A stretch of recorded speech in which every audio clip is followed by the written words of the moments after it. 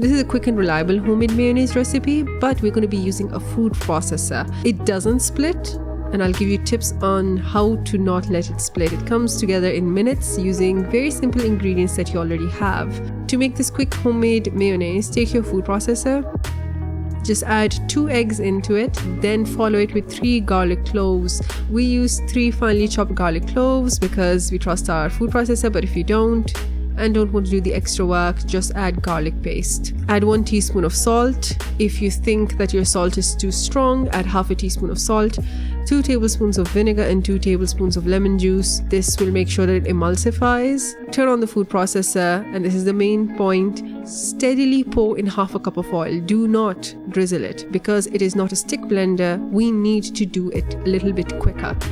Otherwise, it will split. The food processor is too strong. Make sure that you steadily pour it so that the mayonnaise emulsifies properly, and it's going to be done in seconds. And there you have it. Rich, smooth, it's homemade mayonnaise that beats anything store-bought. If you found this recipe helpful, don't forget to like, comment and subscribe for more easy homemade recipes.